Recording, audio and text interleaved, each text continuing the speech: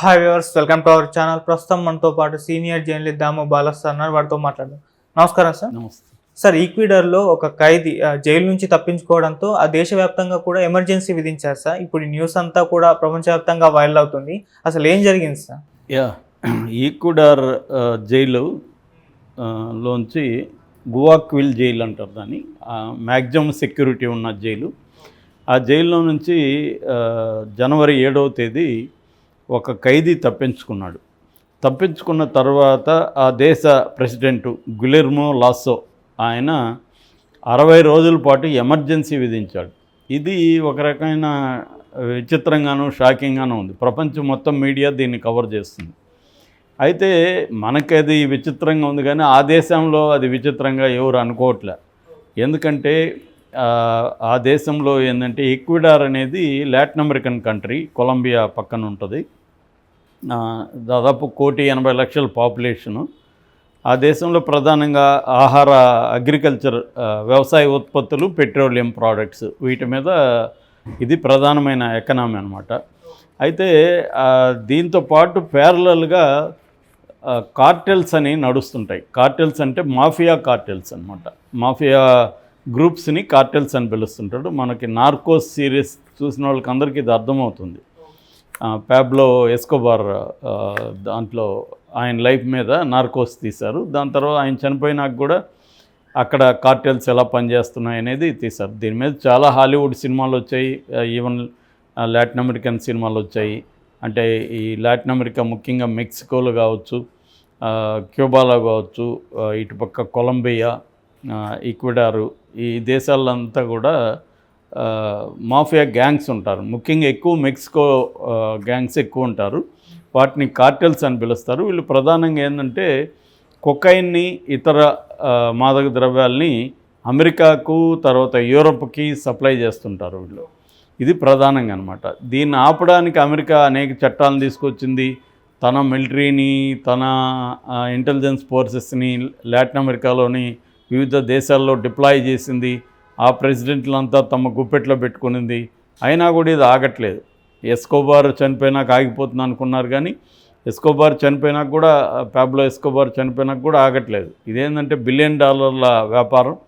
అమెరికాలో కూడా కొంతమంది కోఆపరేట్ చేస్తుంటారు కాబట్టి. రెండోది, అక్కడ విపరీతం డ్రగ్ కల్చర్ ఉంది. వాళ్ళకంతా అందుబాటులో కావాలి. కన్జ్యూమర్స్ లేకపోతే అసలు ప్రొడక్షన్ అనేది ఉండదు కదా. కానీ అది పెద్ద ఎత్తున జరుగుతుందన్నమాట.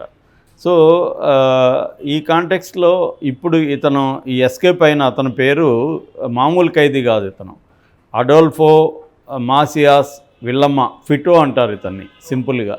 ఇతను కరుడుగట్టిన గ్యాంగ్స్టరు. లాస్ కొనేరోక్ అనే ఒక కార్టెల్కి ఇతను బాస్ అనమాట. ఇతను అనేక మందిని హత్యలు చేశాడు, వందలాది మందిని. తర్వాత కొకైన్ వాటిలో సప్లై నేరాల్లో ఇతను పాల్గొన్నాడు. మొత్తానికి ఇతన్ని పట్టుకొని కోర్టుకి పెట్టగలిగారు. 2011లో ఇతనికి 34 ఏళ్ల జైలు శిక్ష విధించింది కోర్టు. సో 2011 నుంచి ఇతను జైల్లో ఉన్నాడు. సో ఇప్పటికి ఇతను నిజానికి ఇన్ని రోజులు జైల్లో ఉండడం ఆశ్చర్యం.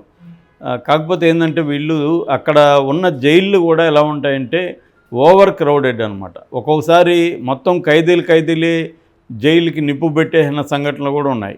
నిప్పులు పెట్టి ఎస్కేప్ అవ్వడం. ఎందుకంటే స్టాఫ్ తక్కువ ఉంటారు. వీళ్ళు అందరూ కూడా క్రిమినల్ గ్యాంగ్స్ ఎక్కువ ఉంటారు అక్కడ. ఈ క్రిమినల్ గ్యాంగ్స్కి అక్కడ లోకల్గా పోలీసులతో కూడా సంబంధాలు ఉంటాయి. రెండోది అంటే జైలు అనేది రిక్రూట్మెంట్ కేంద్రంగా పనిచేస్తూ ఉంటుంది.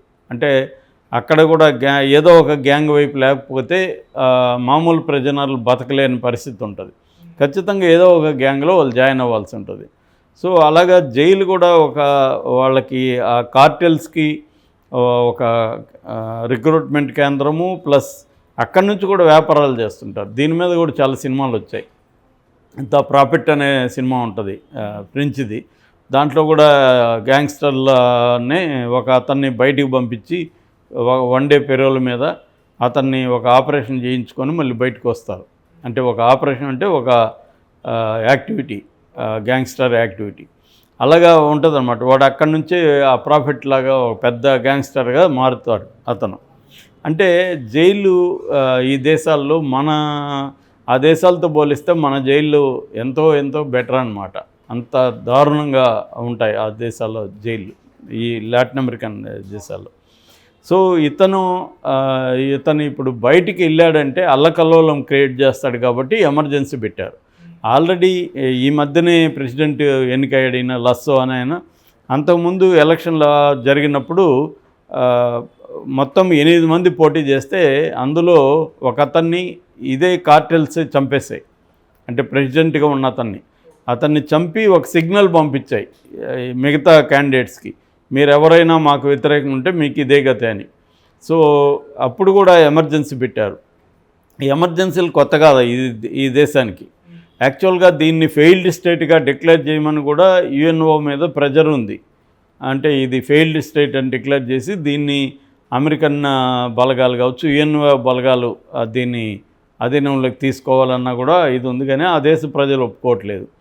సో ఇప్పుడు 60 రోజులు ఎమర్జెన్సీ పెట్టి దాదాపు 3000 మంది ఇతని కోసం తిరుగుతున్నారు. ఇంకొక పుకారు ఏమంటే అతను ఎస్కేప్ కాలేదు, జైల్లోనే దాక్కున్నాడు, ఎస్కేప్ అయినట్టుగా డ్రామా ఆడుతున్నారన్న పుకారు కూడా ఉంది. బట్ జైలుని అనువనువు శోధించేశారు, ఎక్కడా కూడా లేడు, ఖచ్చితంగా పారిపోయాడని అధికార వర్గాలు చెప్తున్నారు. సో ఇప్పుడు ఏమైందంటే ఇది తీసుకున్నాక మొత్తం మిలిటరీ దిగేసింది అక్కడికి. ఎమర్జెన్సీ రావడంతో మిలిటరీ జైళ్లను, పోలీస్ స్టేషన్లను, వీధుల్ని మిలిటరీ ఆక్యుపై చేసుకుంది.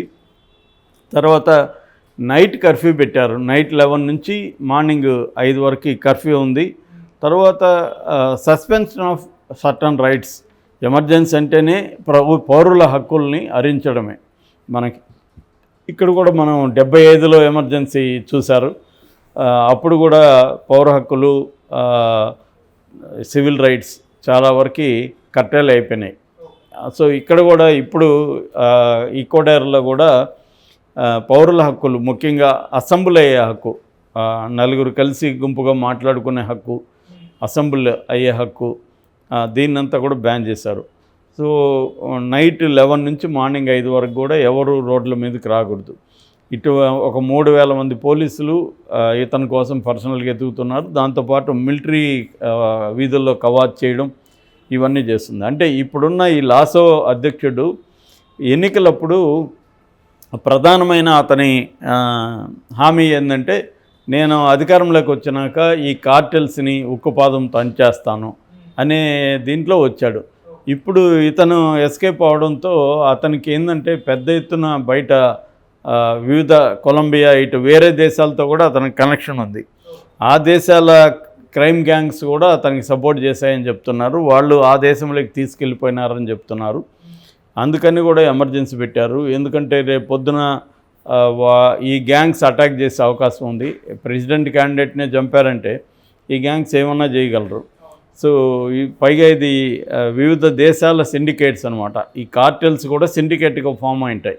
ఒక కార్టెల్ వ్యాపారంలోకి ఇంకొకరు రాకూడదు, ఇలాంటి వాళ్ళ కోడ్ ఆఫ్ కాండక్ట్ కూడా పెట్టుకుంటారనమాట.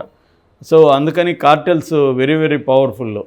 రెండోది, వాళ్ళకి ఏ స్థాయిలో మిలిటరీలో పరిచయాలు ఉంటాయి, ఏ స్థాయిలో వాళ్ళు మిలిటరీలో ఉంటారు అనేది కూడా ఎవరు గెస్ చేయలేని పరిస్థితి అనమాట. పై స్థాయిలో కూడా వాళ్ళకు ఉంటుంది. ఏదేమైనా క్రిమినల్ గ్యాంగ్స్ ఆపరేట్ అవుతున్నాయంటేనే పొలిటికల్ హెల్ప్, బ్యూరోక్రటిక్ హెల్ప్ లేకుండా అవి ఆపరేట్ అవ్వవు. అంటే పోలీసులు, మిలిటరీలో నుంచి వాళ్ళకి హెల్ప్ దొరుకుతుంది, ఇటు గవర్నమెంట్లో నుంచి కూడా వాళ్ళకి దొరుకుతుంది. దానికి తగినట్టే వీళ్ళు కూడా పెద్ద ఎత్తున వాళ్ళకి డబ్బులు ఇస్తారు, కరప్ట్ చేస్తారు. ఎందుకంటే వీళ్ళది ఇల్లీగల్ వ్యాపారం, పైగా $1 బిలియన్ వ్యాపారం. అందువల్ల వీళ్ళు డబ్బులు కూడా విచ్చలవిడిగా ఖర్చు పెడతారనమాట. ఒకవేళ డబ్బులకి లొంగని ఎవరైనా మిలిటరీ వాళ్ళు కానీ పోలీసులు ఉంటే వాళ్ళని హత్య చేయడానికి కూడా వీళ్ళు వెనకాడరు.